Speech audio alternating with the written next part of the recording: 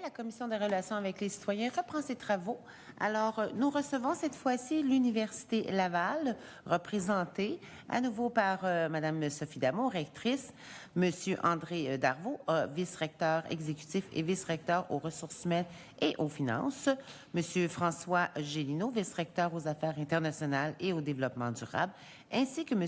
Jean-Benoît Tremblay, registraire. Alors, mesdames et messieurs, bienvenue à la Commission des relations avec les citoyens.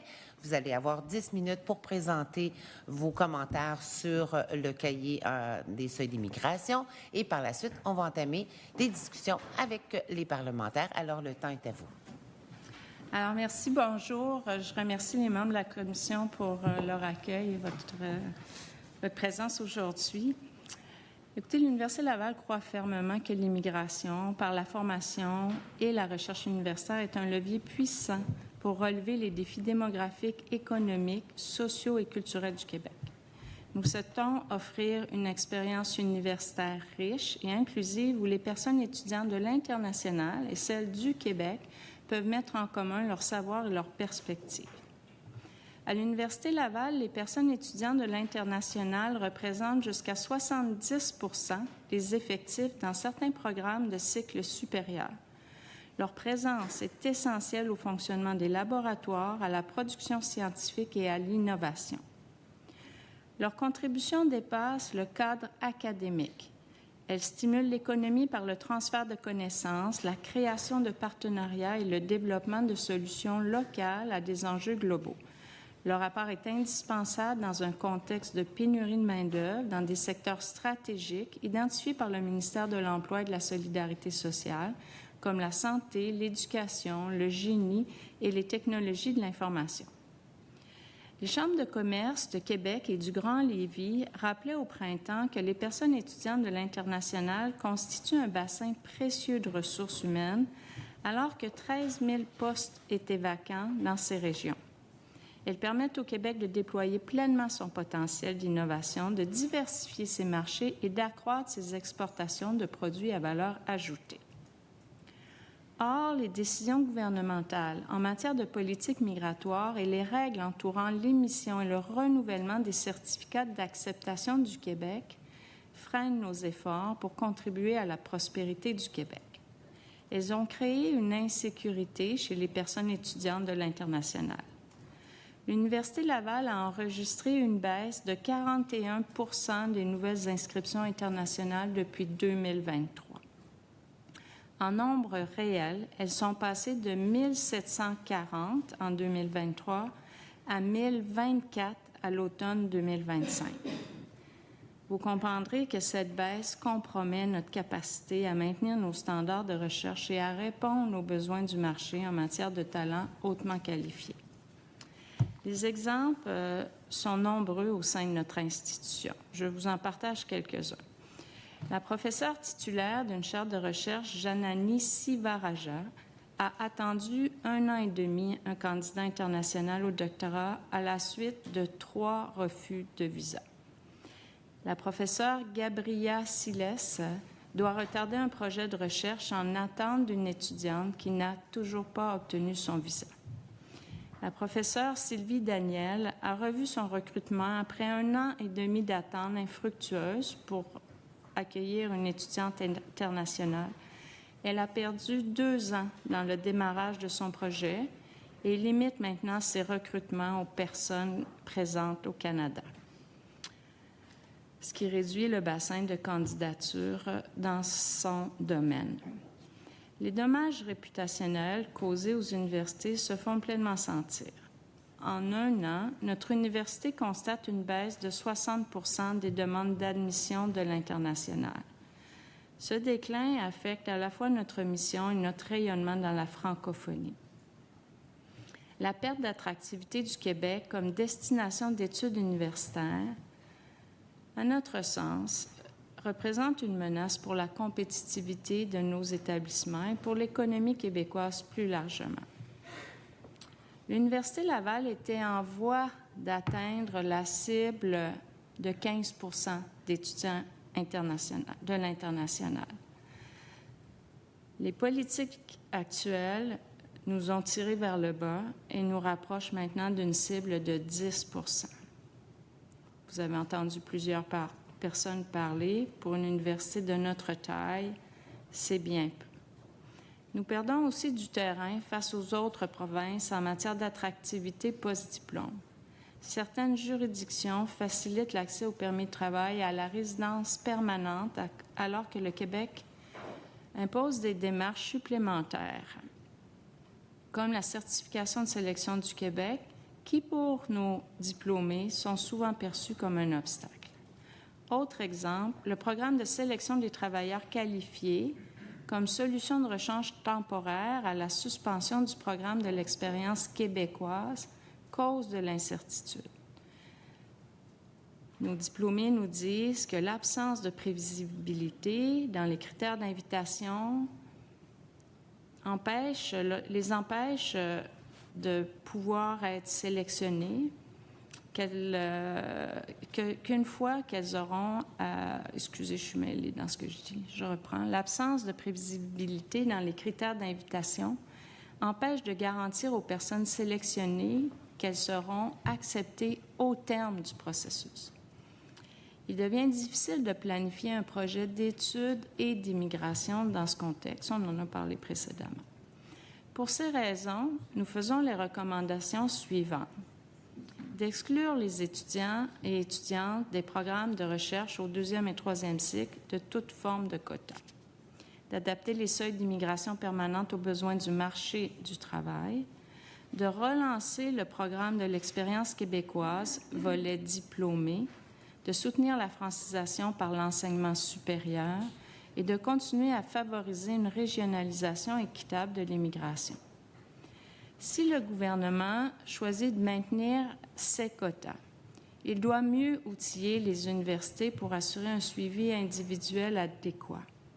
L'université n'est pas une agence de contrôle migratoire. On a peu d'outils pour suivre nos étudiants qui sont hors université.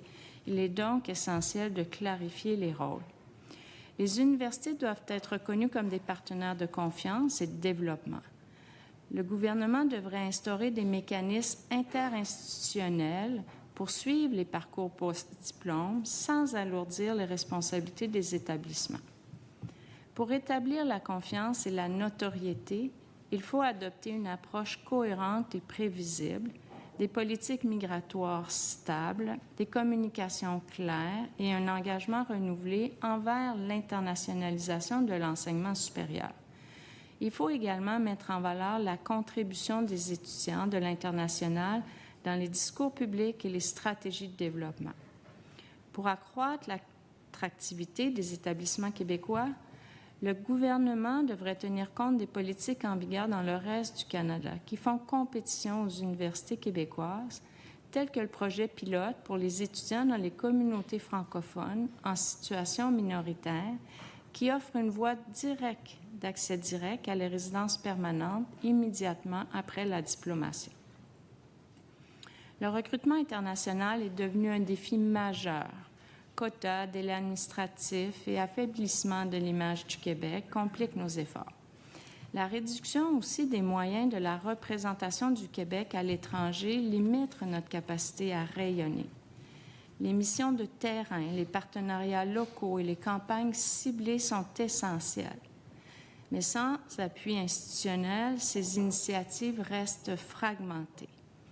Nous suggérons de bonifier les ressources des représentations du Québec à l'étranger, ainsi que celles des universités, pour soutenir le recrutement des meilleurs candidats de l'international. Et en ce sens, je vous assure que l'Université Laval multiplie ses efforts pour attirer les meilleurs talents dans ses programmes. Merci. Merci beaucoup pour cette présentation. On entame donc avec la partie gouvernementale. Monsieur le ministre, vous bénéficiez de 12 minutes 30 secondes. Merci. Merci pour votre présentation. Vous avez parlé de la baisse cette année là, d'étudiants, de nouveaux étudiants étrangers. Quand même, je relativise avec le fait que vous avez, je pense, vous aussi, comme tantôt, lors de l'échange précédent, on parlait de l'ensemble du réseau. Mais je pense qu'à l'Université Laval, vous avez au total plus d'étudiants cette année que l'an passé. Légèrement plus. Effectivement, on a une légère hausse. Donc, la baisse d'étudiants internationaux a été compensée par les étudiants qui proviennent des cégeps. Là. On a une augmentation de l'ordre de 5 mais malgré tout, comme l'effet composé des étudiants internationaux, ça va se faire sentir au cours des prochaines années. L'année prochaine, on prévoit une baisse globale. Donc, la démographie, autrement dit, des étudiants qui proviennent des cégeps ne suffira pas à compenser le départ des étudiants de l'international. OK. Et au troisième cycle, en fait, je reformule ma question autrement. Vous avez mentionné, puis le BCO BCI avant vous aussi a mentionné que la présence d'étudiants internationaux se fait sentir et est appréciée de manière significative, peut-être encore plus significative au deuxième et troisième cycle. Vous me disiez, parmi tous vos étudiants internationaux, quelle proportion sont au premier cycle, au deuxième cycle, au troisième cycle pour l'Université Laval? Je vais demander à Jean-Benoît de vous répondre. Oui, bonjour. Comme registraire, on est un peu, disons, sur la ligne de front de tous ces processus d'admission, effectivement. Nos étudiants internationaux, présentement, il faudrait que j'aille chercher les chiffres exacts pour les avoir devant les yeux. Mais si on regarde, si vous me laissez un petit instant, là, au premier cycle. Oui, on les a au complet. Oui. Veux-tu que je vienne? Je vais y aller. En nombre de personnes, 25, 26, ça représentait 5,1 % au baccalauréat. À la maîtrise, 14,6 % et au doctorat, 50,6 %. Apporter un complément d'information. Je pense que la question était pour la répartition des étudiants internationaux entre les trois cycles. Si on regarde au premier cycle, on a 1747 étudiants internationaux, au deuxième cycle, 1534 et au troisième cycle, 1534 également. Donc, c'est vraiment réparti de façon presque équitable entre les trois cycles. C'est intéressant. Merci pour ces chiffres-là, de les avoir autant en pourcentage qu'en nombre absolu. Donc, je fais des chiffrons. Il y a à peu près le même nombre d'étudiants internationaux au bac, en maîtrise, au doctorat. Par contre, considérant en nombre absolu le nombre d'étudiants dans chacun de ces niveaux-là, la proportion d'étudiants internationaux augmente en fonction de maîtrise et doctorat. Donc, 50,6 % de vos étudiants au DOC sont des étudiants étrangers. C'est ce que je comprends. Moyenne. Bon, Parce qu'on a des secteurs OK. pour lesquels ils sont beaucoup plus présents, notamment tout ce qui concerne le génie la métallurgie, les matériaux, tout ce secteur-là, la médecine aussi. En neurosciences, par exemple, dans un programme de doctorat qui est assez grand, là, avec 85 étudiants, 84 % sont internationaux.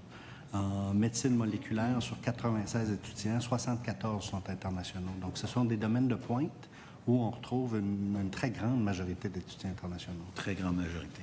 Très bien, merci. Est-ce que vous savez dans quelle proportion ces gens, finalement, décident de rester au Québec et deviennent des résidents permanents? Non, on ne peut pas avoir ces informations-là. Nous, on suit les étudiants tout au long de leur parcours à l'université. Une fois qu'on leur remet un diplôme, ils nous échappent un peu. Ce serait davantage du côté soit du MIFI ou du RCC que les recoupements entre l'émission des permis d'études puis les démarches d'immigration pourraient se faire. Ce qu'on réussit à obtenir de notre côté, parfois, ce sont des statistiques à l'aide de sondages, mais ça reste très peu fiable pour donner des chiffres exacts.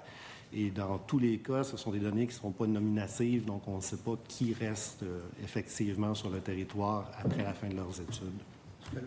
Ce que l'on sait par ailleurs, lorsque on rencontre les candidats à l'étranger, le fait d'avoir l'option de pouvoir émigrer suite à leur programme est un facteur d'attraction important.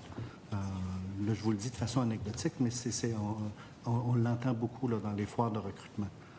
Et un étudiant qui va avoir à choisir entre une université dans un pays où il peut transformer son plan d'études en plan d'immigration va favoriser ce choix-là plutôt qu'un choix où il y a une incertitude par rapport au post-diplôme.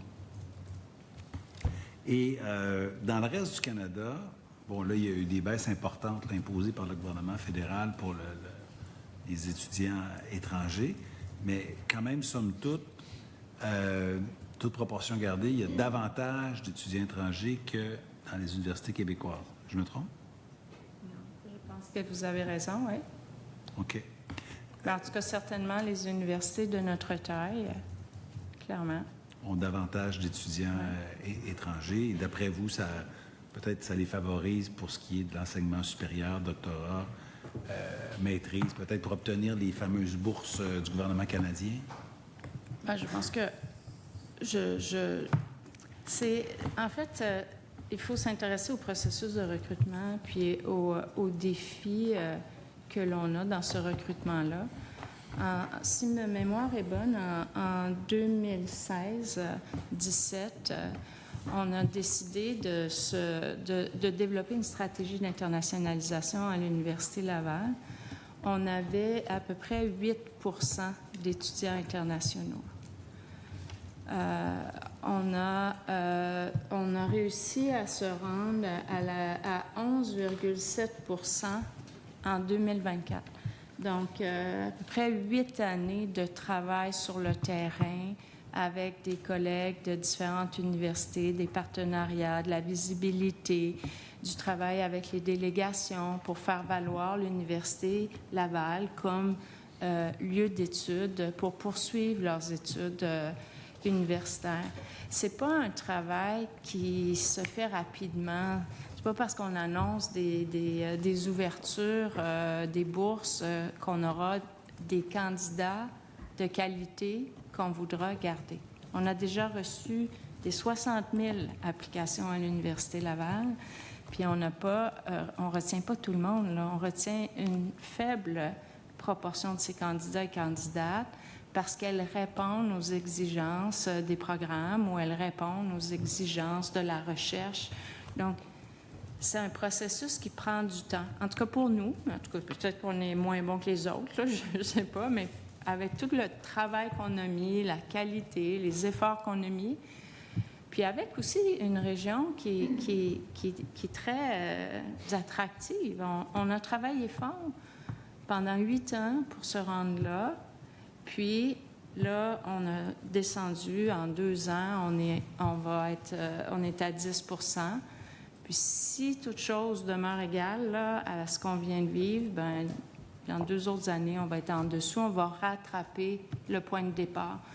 Alors, c'est sûr qu'on veut travailler avec vous, c'est sûr qu'on veut travailler avec le gouvernement, on veut trouver des façons de rencontrer des objectifs qui vont nous permettre, nous, comme université, grande université de recherche, francophone, 90 % de nos étudiants internationaux parlent français. Et dans une région qui a tellement de besoins, qui demande ces étudiants-là. Donc, on veut les trouver, les façons.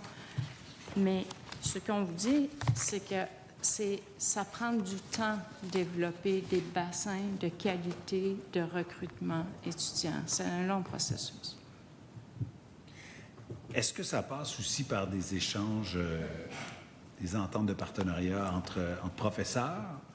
Est-ce que c'est simplement du recrutement d'étudiants ou il y a aussi du partenariat entre universités, puisque ce sont parfois pas des enseignants, mais des professeurs, des cycles supérieurs qui voient peut-être des gens qui ont du talent qui vont ensuite aller maîtrise doc? Ouais. Vous avez 100% raison. Là, c'est une question de réseau. Mais pour pouvoir attirer des champions au niveau des professeurs, on a besoin d'un bassin d'étudiants internationaux. On vous l'a dit, là, en matière de recherche, dans nos programmes de recherche, ce sont principalement des étudiants internationaux. Donc, il y a un cercle vertueux à installer. Mais je vous dirais aussi, si je peux me permettre, le rôle du gouvernement est très important aussi. Votre gouvernement, en 2022, a fait des annonces pour attirer les étudiants internationaux.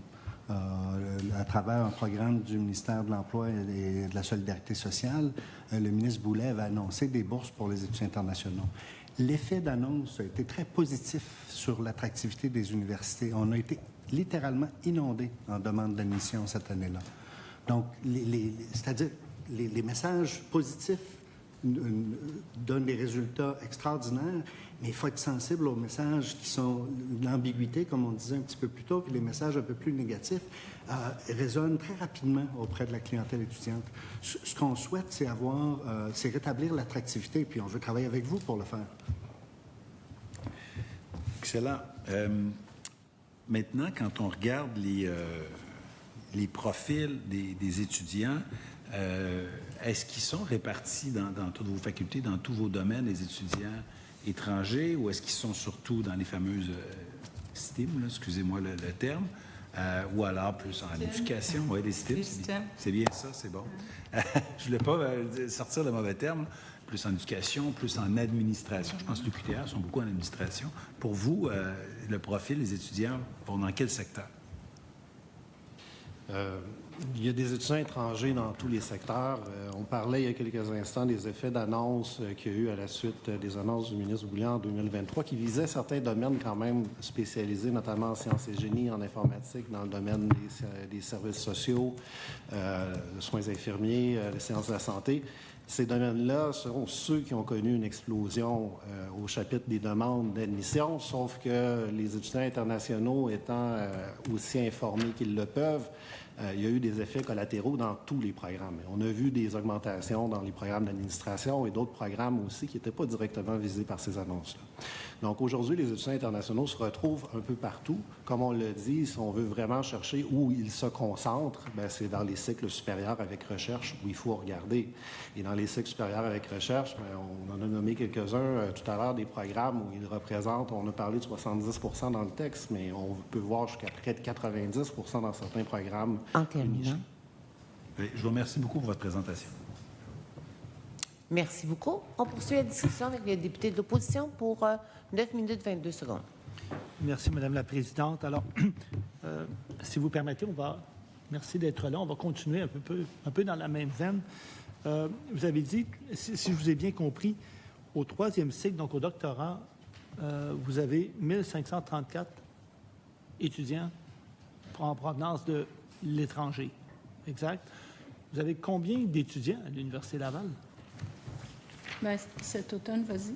C'est entre 47 et 48 000, je n'ai pas le chiffre exact, mais près de 48 000 étudiants. OK. Donc, c'est 1534 sur 48 000. OK. Vous nous avez parlé aussi de votre attractivité. Vous avez mentionné la neuroscience, la médecine moléculaire. J'aimerais que vous nous en parliez un peu. Est-ce que ce sont des secteurs de pointe qui vous permettent de rayonner partout dans le monde?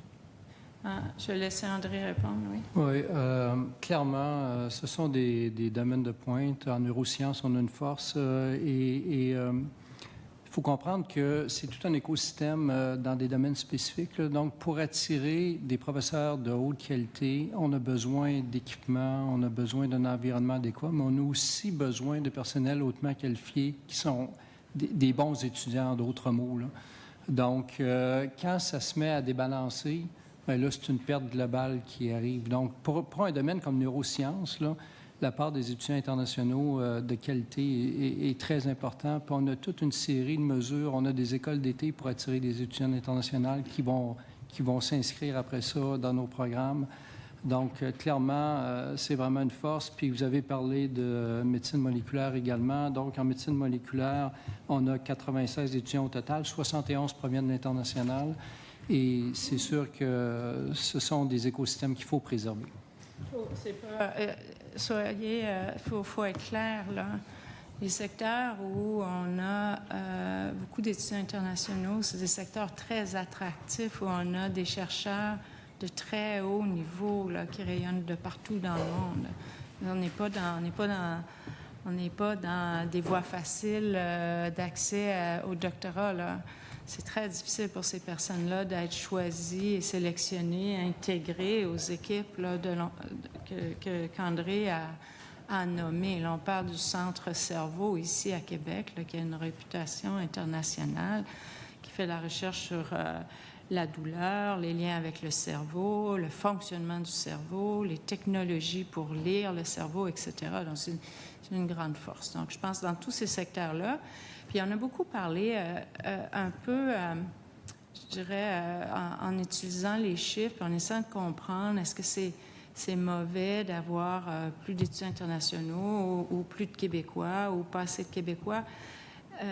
Dans la recherche, dans les domaines de pointe, dans les grandes équipes, il y a beaucoup de Québécois qui vont choisir d'aller faire leur doctorat à l'étranger. On en a qui vont rester ici parce qu'ils vont vouloir rester ici parce qu'il y a des bonnes équipes ici, clairement. Mais il y en a qui vont vouloir aller ailleurs puis qui vont souhaiter vouloir revenir par après. Puis ils reviendront peut-être pas tout de suite, peut-être quelques années plus tard, mais c'est pas anormal une mobilité internationale.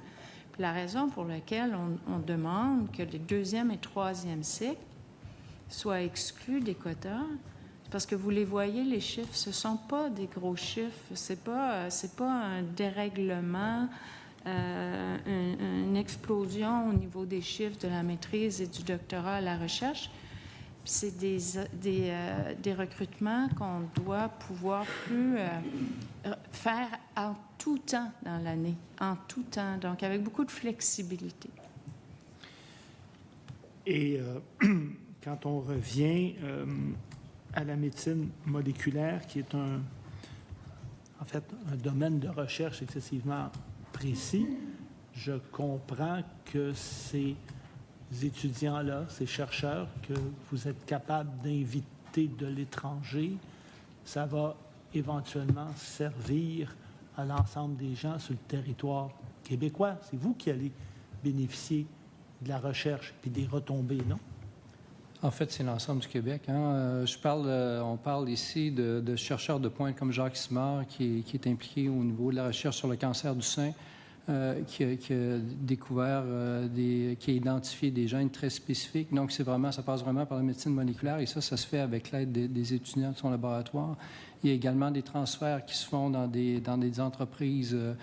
Michel Bergeron, qui est également en partie en médecine moléculaire, établit des partenariats avec des entreprises comme BD qui sont établies à Québec et il y a beaucoup de ces étudiants du laboratoire qui ont transféré par la suite en entreprise.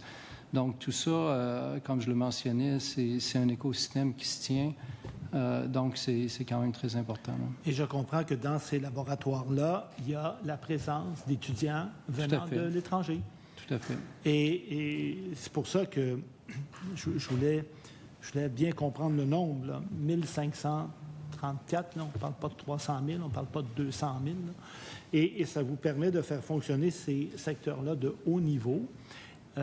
Si vous n'êtes plus capable de les attirer ou si, à cause de politiques gouvernementales, ça continue à diminuer, est-ce que ça pourrait mettre en péril l'existence même de ces centres de recherche?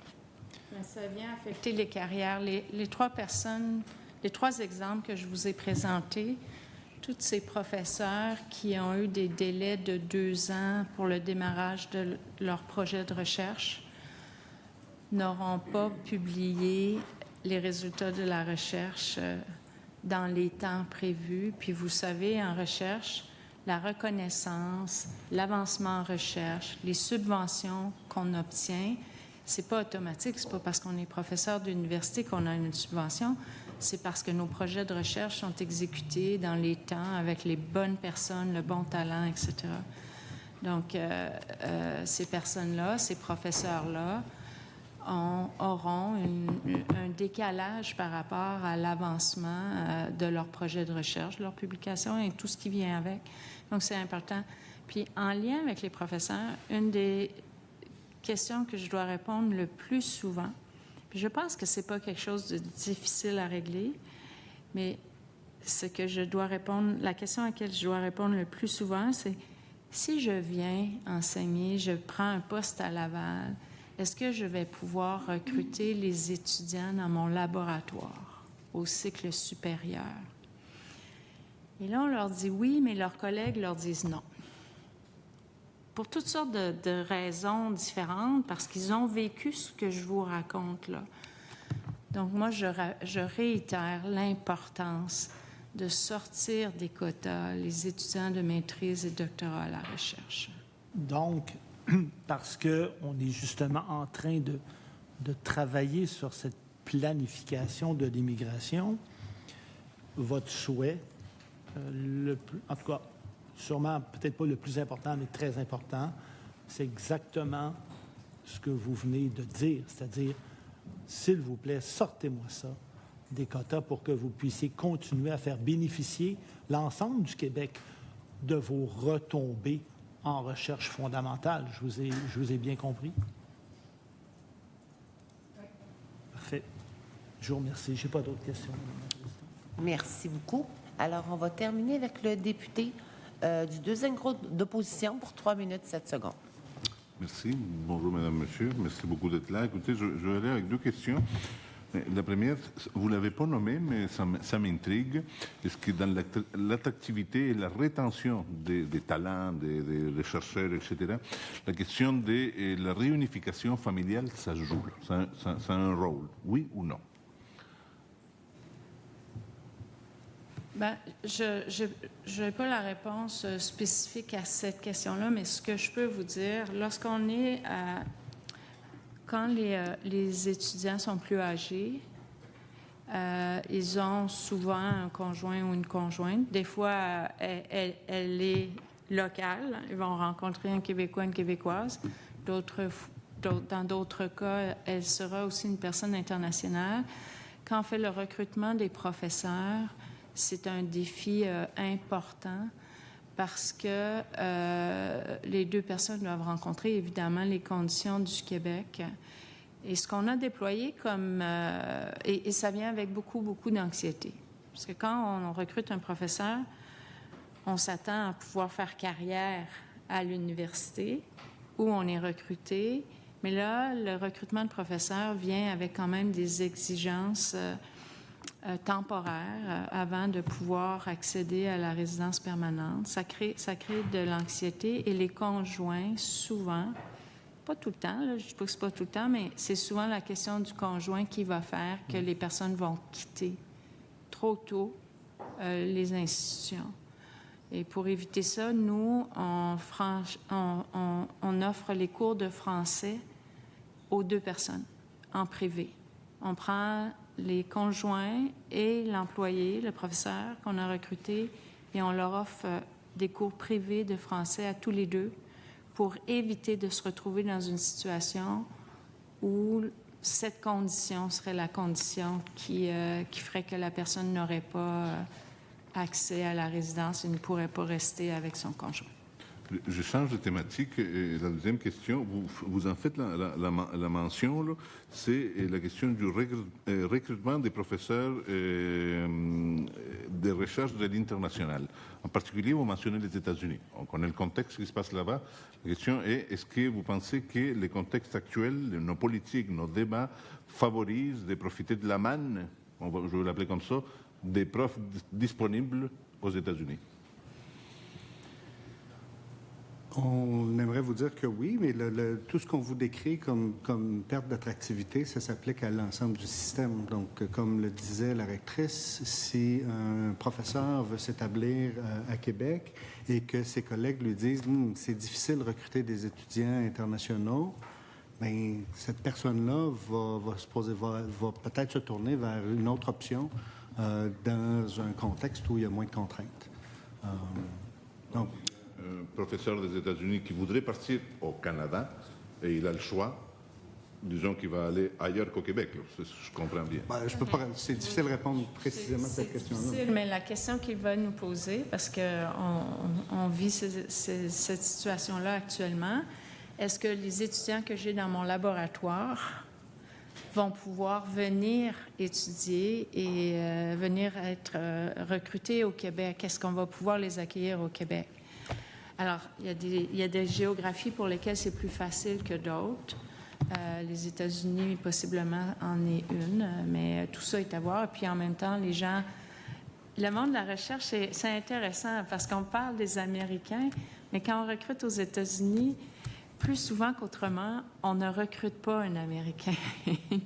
Vous comprenez? C'est ça la réalité de la recherche et du monde de la recherche. C'est ce qui termine cette ronde de discussion. Madame, messieurs, merci beaucoup d'être venus nous rencontrer à la Commission des relations avec les citoyens. Je suspends quelques instants, le temps de recevoir le prochain groupe.